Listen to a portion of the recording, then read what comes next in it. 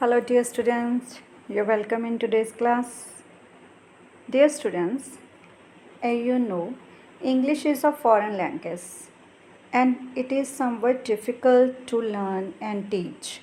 In Indian context, the students learn later than mother tongue. So there are many factors which influence the language learning. Today we will discuss those factors which affect students' language acquisition. Let's start with internal factors. ਪਿਆਰੇ ਸਿੱਖਿਆਰਥੀ ਅਧਿਆਪਕੋ, ਜਿਵੇਂ ਕਿ ਤੁਹਾਨੂੰ ਪਤਾ ਹੈ ਕਿ English ਭਾਸ਼ਾ ਸਿੱਖਣ ਵਿੱਚ ਥੋੜ੍ਹੀ ਜਿਹੀ ਮੁਸ਼ਕਿਲ ਆਉਂਦੀ ਹੈ ਕਿਉਂਕਿ ਇਹ ਵਿਦੇਸ਼ੀ ਭਾਸ਼ਾ ਹੈ ਅਤੇ ਇਸ ਨੂੰ ਬਹੁਤ ਸਾਰੇ ਕਾਰਕ ਪ੍ਰਭਾਵਿਤ ਕਰਦੇ ਨੇ। ਤਾਂ ਆਪਾਂ ਅੱਜ ਕਈ ਤਰ੍ਹਾਂ ਦੇ ਇਹਨਾਂ ਕਾਰਕਾਂ ਬਾਰੇ ਚਰਚਾ ਕਰਦੇ ਹਾਂ, ਜਿਹਦੇ ਵਿੱਚ internal, external, psychological, economical factors ਆ ਜਾਂਦੇ ਨੇ। ਸਭ ਤੋਂ ਪਹਿਲਾਂ ਲੈਂਦੇ ਆਪਾਂ ਇੰਟਰਨਲ ਫੈਕਟਰਸ, ਜਿਹੜੇ ਹਰ ਇੱਕ ਬੱਚੇ ਨਾਲ ਪਰਸਨਲੀ ਜੁੜੇ ਹੁੰਦੇ ਨੇ ਅਤੇ ਉਹਦੀ ਨੇਚਰ, ਉਸਦੀ ਏਜ, ਉਸਦਾ ਇੰਟਰਸਟ ਡਿਫਰੈਂਟ ਹੁੰਦਾ ਹਰ ਬੱਚੇ ਦਾ। ਤਾਂ ਸਭ ਤੋਂ ਪਹਿਲਾਂ ਇਹ ਸਾਡੇ ਕੋਲ ਏਜ ਬਾਰੇ ਡਿਫਰੈਂਟ ਵਿਊਜ਼ ਨੇ, ਡਿਫਰੈਂਟ ਲਿੰਗੁਇਸਟਿਕਸ ਦੇ। ਕੋਈ ਕਹਿੰਦਾ ਕਿ ਵੱਡੀ ਉਮਰ 'ਚ ਸਿਖਾਉਣੀ ਚਾਹੀਦੀ ਹੈ, ਕੋਈ ਕਹਿੰਦਾ ਛੋਟੀ ਉਮਰ 'ਚ, ਬਟ ਜ਼ਿਆਦਾ ਜਿਸ ਨੂੰ ਮਾਨਤਾ ਦਿੱਤੀ ਗਈ this is 4 to 10 years, from 4 to 10 years, maybe delayed if the child feels difficulty or he wants to good grounding in mother tongue. ਬੱਚੇ ਕਈ ਤਰ੍ਹਾਂ ਦੇ ਹੁੰਦੇ ਆ ਪਰਸਨੈਲਿਟੀ ਵਾਈਜ਼, ਇੰਟਰੋਵਰਟ, ਐਕਸਟਰੋਵਰਟ। ਤੁਸੀਂ ਵੀ ਦੇਖਦੇ ਹੋ ਨਾ ਕਲਾਸ 'ਚ ਬੇਟਾ, ਕਈ ਬੱਚੇ ਫਟਾਫਟ ਜਵਾਬ ਦੇ ਦਿੰਦੇ ਕਿਸੇ ਗੱਲ ਦਾ, ਚਾਹੇ ਗਲਤੀ ਕਿਉਂ ਨਾ ਹੋਵੇ, ਅਤੇ ਕਈ ਬੱਚੇ ਗੱਲ ਕਰਨਾ ਪਸੰਦ ਨਹੀਂ ਕਰਦੇ ਜਾਂ ਝਿਜਕਦੇ ਨੇ, ਉਹ ਡਰਦੇ ਰਹਿੰਦੇ ਨੇ ਕਿ ਕਿਤੇ ਸਾਡੇ ਤੋਂ ਗਲਤ ਨਾ ਹੋ ਜੇ।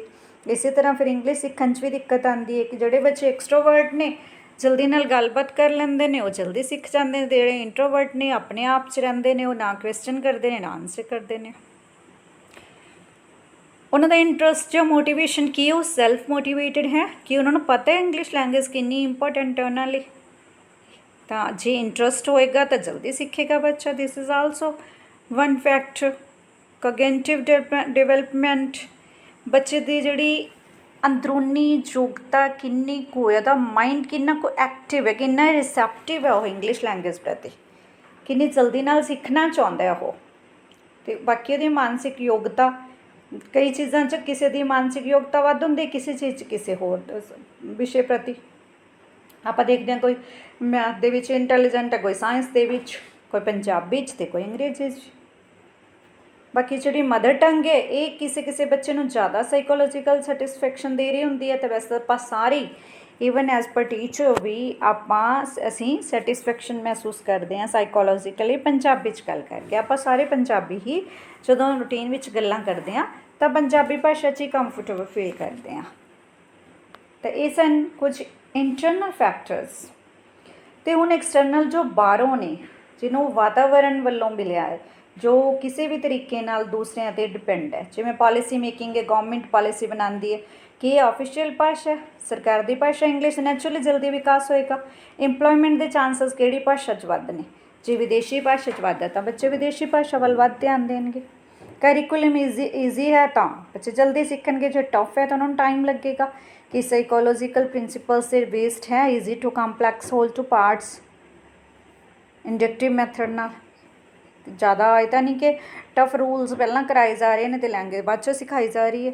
ਤਾਂ ਇਹ ਚੀਜ਼ਾਂ ਮੈਟਰ ਕਰਦੀਆਂ ਨੇ। ਇਨਵਾਇਰਮੈਂਟ ਕਿੱਦਾਂ ਦਾ, ਘਰ ਦੇ ਵਿੱਚ ਉਹਨਾਂ ਦੇ ਵਾਤਾਵਰਨ ਇੰਗਲਿਸ਼ ਪ੍ਰਤੀ ਹਾਂ ਪੱਖੀ ਹੈ।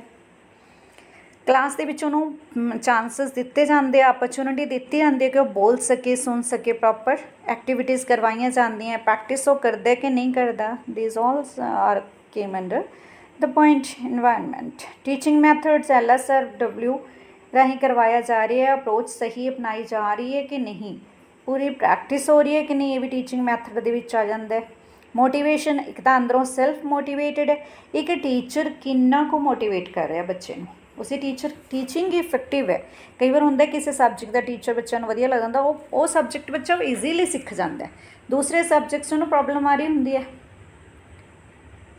ਅਤੇ ਉਸਦੀ ਫੀਡਬੈਕ ਕਿਸ ਤਰ੍ਹਾਂ ਦੀ ਹੈ, ਟੀਚਰ ਦਾ ਬਿਹੇਵੀਅਰ ਕਿਸ ਤਰ੍ਹਾਂ ਦਾ।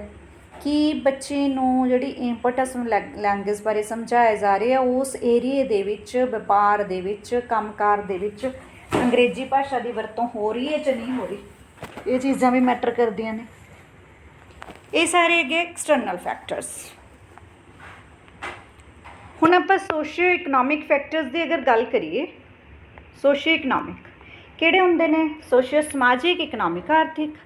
ਸਮਾਜ ਬਹੁਤ ਕੁਝ ਪ੍ਰਭਾਵਿਤ ਕਰਦਾ ਹੈ ਸਮਾਜ 'ਤੇ ਬੱਚੇ ਦੀ ਸਿੱਖਣ ਸ਼ਕਤੀ ਨੂੰ, ਅਤੇ ਇਕੋਨਮੀ ਵੀ, ਬੱਚੇ ਦੇ ਆਰਥਿਕ ਹਾਲਾਤ ਕਿਹੋ ਜਿਹੇ ਨੇ, ਫੈਮਿਲੀ ਕਿਸ ਤਰ੍ਹਾਂ ਦੀ ਹੈ ਉਸਦੀ, ਜੁਆਇੰਟ ਹੈ, ਨਿਊਕਲੀਅਰ ਹੈ, ਮਾਂ ਵਰਕਿੰਗ ਹੈ, ਮਦਰ ਕਿ ਘਰ ਰਹਿੰਦੀ ਹੈ, ਅਤੇ ਹੋਮ ਦਾ ਇਨਵਾਇਰਨਮੈਂਟ ਕਿਸ ਦਾ ਸਪੋਰਟਿਵ ਹੈ ਜਾਂ ਨਹੀਂ ਸਪੋਰਟ ਕਰਦਾ ਇੰਗਲਿਸ਼ ਭਾਸ਼ਾ ਨੂੰ ਸਿੱਖਣ ਪ੍ਰਤੀ। ਸੁਸਾਇਟੀ ਦੇ ਵਿੱਚ ਉਹਦੀ ਕੋਈ ਇੰਟਰੈਕਸ਼ਨ ਹੈਗੀ ਹੈ। ਜੇ ਇੰਗਲਿਸ਼ ਬੋਲਦੇ ਨੇ ਉੱਥੇ ਲੋਕ ਜ਼ਿਆਦਾ, ਕਮਿਊਨੀਕੇਸ਼ਨ ਇਸ ਤਰ੍ਹਾਂ ਦੇ ਨੈਚੁਰਲੀ ਬੱਚਾ ਜਲਦੀ ਸਿੱਖੇਗਾ, ਪਰ ਜੇ ਨਹੀਂ ਤਾਂ ਲੇਟ ਸਿੱਖੇਗਾ। ਲਰਨਰ ਦੀ ਆਪਣੀ ਬੈਕਗਰਾਊਂਡ ਕਿਹੋ ਜਿਹੀ ਹੈ, ਆਰਥਿਕ ਸਥਿਤੀ ਕਿਹੋ ਜਿਹੀ ਹੈ, ਸਮਾਜਿਕ ਸਟੇਟਸ ਕੀ ਹੈ ਉਹਦਾ, ਉਹਦੇ ਮਾਤਾ ਪਿਤਾ ਪੜ੍ਹੇ ਲਿਖੇ ਕਿ ਨਾ, ਘਰ ਦੇ ਪੜ੍ਹੇ ਲਿਖੇ ਹਨ ਕਿ ਨਾ, ਇਹ ਵੀ ਡਿਪੈਂਡ ਕਰਦਾ। ਫਿਰ ਉਹਨੂੰ ਓਪਰਚੁਨਿਟੀਜ਼ ਕਿੰਨੀਆਂ ਕਿ, ਫੈਸਿਲਿਟੀਜ਼ ਕਿੰਨੀਆਂ ਕਿ, ਉਹਨਾਂ ਦਾ ਕਲਚਰ ਕੀ ਹੈ। ਕਈ ਵਾਰ ਕਈ ਲੋਕ ਇਹ ਸੋਚਦੇ ਅੰਗਰੇਜ਼ੀ ਸਿੱਖਣੀ ਹੋਈ ਨਹੀਂ। ਫਿਰ ਕਲਾਸਰੂਮ ਦੇ ਵਿੱਚ ਕਿਹੋ ਜਿਹਾ ਇਨਵਾਇਰਨਮੈਂਟ ਦਿੱਤਾ ਜਾ ਰਿਹਾ ਹੈ, ਕਿ ਉਸ ਦੇ ਸਾਥੀ ਵਧੀਆ ਨੇ, ਉਹਦਾ ਮਜ਼ਾਕ ਤਾਂ ਨਹੀਂ ਉਡਾਉਂਦੇ, ਕਿ ਟੀਚਰ ਦਾ ਰੋਲ ਹਾਂ ਪੱਖੀ ਹੈ, ਉਸਨੂੰ ਸਮਝਣ ਲਈ ਪ੍ਰੇਰਿਤ ਕਰਦਾ। These are all socio economic factors. We can elaborate these points further. Psychological factors. Psycho ਕੀ ਹੁੰਦੀ ਹੈ, ਸਾਈਕੋਲੋਜੀਕਲ ਕੀ ਹੁੰਦੇ, ਜੋ ਭਾਵਨਾਵਾਂ ਨਾਲ ਸੰਬੰਧ ਹੋਵੇ ਬੱਚੇ ਦੇ, ਕਿ ਕਿਸ ਤਰ੍ਹਾਂ ਜੇ ਮਾਈਂਡ ਪ੍ਰਿਪੇਅਰ ਹੈ ਤਾਂ ਬੱਚਾ ਜਲਦੀ ਸਿੱਖ ਲੈਂਦਾ। ਤਾਂ ਆਪਾਂ ਬਿਹੇਵੀਅਰਿਸਟਿਕ ਅਪਰੋਚ ਦੇ ਵਿੱਚ ਦੇਖਦੇ ਹਾਂ, habit formation, reward, motivation, feedback, correction, imitation etcetera, ਸਾਰੀਆਂ ਥਿੰਗਸ ਉਹ 'ਚ ਆਉਂਦੀਆਂ ਨੇ। ਤਾਂ ਹੈਬਿਟ ਬਣਾਉਣੀ, ਕਿਉਂਕਿ ਜਿਹੜੀ ਚੀਜ਼ ਸਾਡੀ ਹੈਬਿਟ ਬਣ ਜਾਂਦੀ ਹੈ ਨਾ, ਉਹ ਭੁੱਲਦੀ ਨਹੀਂ ਛੇਤੀ ਛੇਤੀ। ਆਪਾਂ ਕਹਿੰਦੇ ਆਦਤਾਂ ਛੱਡਣੀਆਂ ਮੁਸ਼ਕਿਲ ਨੇ। ਹੋਮ ਦੇ ਵਿੱਚ ਅਗਰ ਹੈਬਿਟ ਬਣ ਜੇ ਹੋਰ ਵੀ ਵਧੀਆ। ਫਿਰ ਜੇ ਸਕੂਲ ਇਨਵਾਇਰਨਮੈਂਟ ਇਸ ਤਰ੍ਹਾਂ ਦਾ ਮਿਲ ਜੇ, ਉਸ ਤੋਂ ਵੀ ਟੌਪ ਕਲਾਸ। ਜੇ ਫਿਰ ਸਮਾਜ ਦੇ ਵਿੱਚ ਵੀ ਉਹਨੂੰ ਇੰਟਰੈਕਟ ਕਰਨ ਦਾ ਮੌਕਾ ਮਿਲ ਜੇ ਤਾਂ ਉਹਦੀ ਹੈਬਿਟ ਪੱਕ ਜਾਂਦੀ ਹੈ, ਆਦਤ ਪੂਰੀ ਵਧੀਆ ਬਣ ਜਾਂਦੀ ਹੈ। ਹੀ ਔਰ Shri can learn English naturally, easily. ਦੂਸਰਾ, ਉਹਨੂੰ ਰਿਵਾਰਡ ਜਾਂ ਮੋਟੀਵੇਸ਼ਨ ਮਿਲ ਰਹੀ ਹੈ ਤਾਂ ਕੰਮ ਜਲਦੀ ਕਰੇਗਾ। ਜਦੋਂ ਆਪਾਂ ਕਿਸੇ ਨੂੰ ਸ਼ਾਬਾਸ਼ ਕਹਿ ਦਿੰਦੇ, good, you have done well, ਤਾਂ ਉਹ ਜਲਦੀ ਚੱਲਦਾ ਅੱਗੇ। ਅਤੇ ਕੋਈ ਗਲਤੀ ਕਰ ਰਿਹਾ ਤਾਂ ਟਾਈਮਲੀ ਕਰੈਕਸ਼ਨ ਕੀਤੀ ਜਾ ਰਹੀ ਹੈ ਜਾਂ ਨਹੀਂ, ਜ਼ਰੂਰੀ ਹੈ ਵੀ। ਬੱਚਾ ਟੀਚਰ ਨੂੰ, ਸੁਸਾਇਟੀ ਨੂੰ, ਆਪਣੇ ਆਸ-ਪਾਸ ਦੇ ਲੋਕਾਂ ਨੂੰ ਇਮੀਟੇਟ ਕਰਕੇ ਸਿੱਖ ਰਿਹਾ। ਉਸਦਾ ਮਾਈਂਡ, ਕਿਉਂਕਿ ਸਭ ਤੋਂ ਵੱਧ ਥਾਟਫੁਲ ਪ੍ਰੋਸੈਸ ਜਿਹੜਾ ਮਾਈਂਡ ਦੇ ਵਿੱਚ ਚੱਲਦਾ, ਤਾਂ ਮਾਈਂਡ ਐਕਟਿਵਲੀ ਰੋਲ ਪਲੇ ਕਰ ਰਿਹਾ ਕਿ ਨਾ, ਉਸਨੂੰ ਕੋਈ ਚਿੰਤਾ ਤਾਂ ਨਹੀਂ, ਅਨਈਜ਼ੀ ਫੀਲ ਤਾਂ ਨਹੀਂ ਕਰਦਾ, ਸੈਲਫ ਕੌਨਫੀਡੈਂਸ ਲੂਜ਼ ਤਾਂ ਨਹੀਂ ਕਰਦਾ। ਉਹਦਾ ਐਟੀਟਿਊਡ ਕੀ ਹੈ, ਕੀ ਕਹਿੰਦਾ ਉਹ ਇੰਗਲਿਸ਼ ਪ੍ਰਤੀ, ਉਹਦਾ ਐਟੀਟਿਊਡ ਕੀ ਹੈ, ਸਿੱਖਣਾ ਚਾਹੁੰਦਾ ਜਾਂ ਨਹੀਂ, ਰੈਡੀ ਜਾਂ ਨਹੀਂ ਰੈਡੀ, ਮੋਟੀਵੇਟਿਡ ਹੈ ਜਾਂ ਨਹੀਂ। ਜੇ ਬੱਚਾ ਸਿੱਖਣ ਲਈ ਤਿਆਰ ਹੈ ਤਾਂ ਬਹੁਤ ਜਲਦੀ ਸਿੱਖ ਜਾਂਦਾ ਹੈ। ਹੁਣ ਚਲਦੇ ਹਾਂ ਆਪਾਂ ਡਿਵੈਲਪਮੈਂਟਲ ਫੈਕਟਰਸ ਵੱਲ। ਡਿਵੈਲਪਮੈਂਟਲ ਫੈਕਟਰਸ ਕੀ ਹੈ? ਵਿਕਾਸਮਈ ਕਾਰਕ। ਚਿਤ ਭਾਸ਼ਾ ਦਾ ਵਿਕਾਸ ਕਿਸ ਤਰ੍ਹਾਂ ਹੁੰਦਾ ਹੈ, ਕਿਹੜੇ ਫੈਕਟਰਸ ਨੇ ਜਿਹਦੇ ਨਾਲ ਭਾਸ਼ਾ ਸਹਿਜੇ ਸਹਿਜੇ ਵਿਕਸਿਤ ਹੋ ਜਾਂਦੀ ਹੈ। ਸਪੀਚ ਸਾਊਂਡਸ ਜਿਹੜੀਆਂ ਨੇ, ਜੇ ਆਬਜੈਕਟ ਨੂੰ ਰਿਪਰੈਜ਼ੈਂਟ ਕਰ ਰਹੀਆਂ ਨੇ ਤਾਂ ਮੀਨਿੰਗ ਹੁੰਦਾ ਉਹਦਾ ਕੋਈ। ਮਤਲਬ ਪੈਨ ਕਿਹਾ, ਪੈਨ ਇੱਕ ਚੀਜ਼ ਹੈ ਤਾਂ ਉਸਦਾ ਮੀਨਿੰਗ ਹੈ, ਅਤੇ ਬੱਚਾ ਜਲਦੀ ਨਾਲ ਮੀਨਿੰਗ ਐਕਵਾਇਰ ਕਰ ਲੈਂਦਾ ਹੈ। This is pen, he or she can speak easily pen, and he or she can relate this object to the speech sound pen. familiar अगर इन्वायरमेंट ਦੇ ਨਾਲ ਹੈ, ਉਹ ਕਲਾਸਰੂਮ ਹੈ ਚਾਹੇ ਸੋਸਾਇਟੀ ਹੈ ਚਾਹੇ ਘਰ ਹੈ, ਇੰਗਲਿਸ਼ ਪ੍ਰਤੀ ਇਨਵਾਇਰਨਮੈਂਟ ਜਿਹੜਾ ਵਧੀਆ ਹੈ ਉਸ ਨਾਲ ਬੱਚਾ ਅਡੈਪਟ ਹੋ ਜਾਂਦਾ ਤਾਂ ਵੀ ਜਲਦੀ ਸਿੱਖੇਗਾ, ਸਹਿਜੇ ਸਹਿਜੇ ਭਾਸ਼ਾ ਦਾ ਵਿਕਾਸ ਹੋਏਗਾ। ਐਸੋਸੀਏਸ਼ਨ ਵਿਦ ਪੈਰੈਂਟਸ, ਪੈਰੈਂਟਸ ਨਾਲ ਜੁੜਿਆ ਹੋਇਆ ਉਹ ਕਈ ਚੀਜ਼ਾਂ ਦੇ ਵਿੱਚ, ਟੋਇਜ਼, ਪੈਟ, ਇਹਨਾਂ ਸਾਰੀਆਂ ਚੀਜ਼ਾਂ ਦੇ ਨਾਲ ਮਿਲ ਕੇ ਅਗਰ ਇੰਗਲਿਸ਼ ਸਿਖਾਈ ਜਾਂਦੀ ਹੈ ਤਾਂ ਬੜੀ ਜਲਦੀ ਸਿੱਖਦਾ ਉਹ।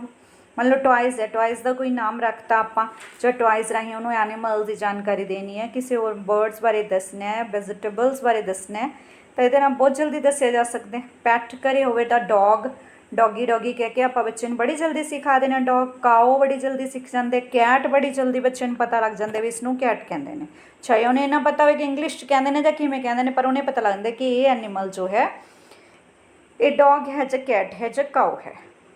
ਹਾਊਸ ਹੋਲਡ ਆਬਜੈਕਟਸ ਵੀ ਹੋ ਜਾਂਦੇ ਘਰ ਦੇ ਵਿੱਚ। ਆਪਾਂ ਬੱਚੇ ਨੂੰ ਕਹੀਏ ਕਿ ਦਿਸ ਇਜ਼ ਕਿਚਨ, ਤਾਂ ਕਿਚਨ 'ਚ ਉਹਨੂੰ ਪਤਾ ਨਾ ਮੰਮਾ ਕਿਚਨ 'ਚ ਹੈ ਤਾਂ ਉਹਨੂੰ ਜਲਦੀ ਨਾਲ ਚਲਾ ਜਾਂਦਾ। ਹੋਰ ਬਹੁਤ ਸਾਰੀਆਂ ਚੀਜ਼ਾਂ, ਫੈਨ ਚੱਲਦਾ, ਟਿਊਬ ਚੱਲਦੀ ਹੈ, ਤਾਂ ਇਹਨਾਂ ਚੀਜ਼ਾਂ ਨਾਲ ਰਿਲੇਟ ਕਰਦੀ ਹੈ ਤਾਂ ਬੱਚਾ ਬੜੀ ਜਲਦੀ ਨਾਲ ਇੰਗਲਿਸ਼ ਸਿੱਖਦਾ ਹੈ। ਜੇ ਆਪਾਂ ਬੱਚੇ ਨੂੰ ਆਬਜੈਕਟ ਦਾ ਨਾਮ ਲਈਏ, ਸਾਊਂਡ ਪ੍ਰੋਡਿਊਸ ਕਰੇ, ਨਾਲ ਹੀ ਆਬਜੈਕਟ ਦਿਖਾਈ, ਜਿਵੇਂ ਪਹਿਲਾਂ ਦੱਸ ਕੇ ਪੈਨ ਹੈ, ਚੇਅਰ ਹੈ, ਟੇਬਲ ਹੈ, ਕਾਫੀ ਸਾਰੇ ਆਬਜੈਕਟਸ ਸਾਡੇ ਕਲਾਸਰੂਮ 'ਚ ਪ੍ਰੈਜ਼ੈਂਟ ਹੁੰਦੇ ਨੇ। ਸਟਾਰਟਿੰਗ ਕਿਤੋਂ ਵੀ ਹੋ ਸਕਦੀ ਹੈ, ਬਿਗਨਿੰਗ ਕਿਤੋਂ ਵੀ ਹੋ ਸਕਦੀ ਹੈ, ਤਾਂ ਇਹਨਾਂ ਚੀਜ਼ਾਂ ਨਾਲ ਅਸੀਂ ਬਿਗਿਨ ਕਰ ਸਕਦੇ ਹਾਂ ਬੱਚੇ ਦੀ ਲਰਨਿੰਗ। ਉਹਨਾਂ ਨੂੰ ਆਬਜੈਕਟ ਦਿਖਾਈਏ ਅਤੇ ਉਹ ਚੀਜ਼ ਬੋਲੀਏ। ਮੰਨ ਲਓ ਕੋਈ ਚੇਅਰ ਦਾ ਮਾਡਲ ਵੀ ਦਿਖਾਇਆ ਜਾ ਸਕਦਾ, ਵੈਸੇ ਤਾਂ ਨਹੀਂ, ਅਸਲੀ ਦੀ ਚੇਅਰ ਦਿਖਾਓ ਅਤੇ ਬੱਚੇ ਨੂੰ ਦੱਸੋ ਚੇਅਰ ਚੇਅਰ, ਤਾਂ ਉਹਨੂੰ ਪਤਾ ਲੱਗਣਾ ਸ਼ੁਰੂ ਹੋ ਚੁੱਕਾ। ਸੀਮੈਂਟਿੰਗ ਆਸਪੈਕਟ ਵੀ ਹੋ ਸਕਦਾ। ਮੰਨ ਲਓ ਬੱਚੇ ਨੂੰ ਆਪਾਂ ਵਾਲ ਦਾ ਦੱਸਿਆ, ਉਹਨੇ ਦੇਖਿਆ ਕਿ ਰਾਊਂਡ ਸ਼ੇਪ ਜਿਹੜੀ ਇੱਦਾਂ ਦੀ ਵਾਲ ਹੁੰਦੀ ਹੈ, ਸਾਰੀਆਂ ਰਾਊਂਡ ਸ਼ੇਪ ਥਿੰਗਸ ਜਿਹੜੀਆਂ ਲਾਈਕ ਵਾਲ ਹੁੰਦੀਆਂ ਨੇ, ਤਾਂ ਹੌਲੀ ਹੌਲੀ ਉਹਨਾਂ 'ਚ ਡਿਫਰੈਂਸ਼ੀਏਟ ਕਰਨਾ ਵੀ ਸਿੱਖ ਜੇਗਾ।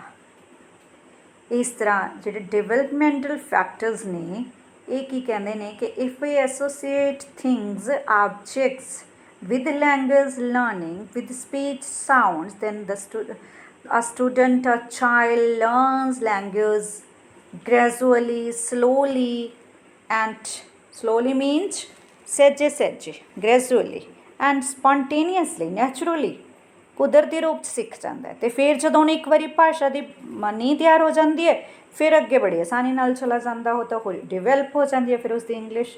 ਜਦੋਂ ਕਿ ਜੇ ਆਪਾਂ ਔਖੇ ਔਖੇ ਵਾਕਾਂ ਨਾਲ ਉਹਨੂੰ ਇੰਗਲਿਸ਼ ਕਰਵਾਈਏ, ਉਸ ਤਰ੍ਹਾਂ ਨਹੀਂ ਪੋਸੀਬਲ ਹੋਣਾ। ਜੇ ਚੀਜ਼ਾਂ ਨਾਲ ਰਿਲੇਟ ਕਰਕੇ ਕਰਵਾਈਏ ਤਾਂ ਜਲਦੀ ਹੋ ਜਾਊਗਾ। ਘਰੇਲੂ ਚੀਜ਼ਾਂ ਨਾਲ, ਘਰ ਨਾਲ, ਸੁਸਾਇਟੀ ਨਾਲ ਜੋੜ ਕੇ ਸਿਖਾਇਆ ਜਾਵੇ ਤਾਂ ਇੰਗਲਿਸ਼ ਸਿੱਖਣੀ ਆਸਾਨ ਹੋ ਜਾਂਦੀ ਹੈ।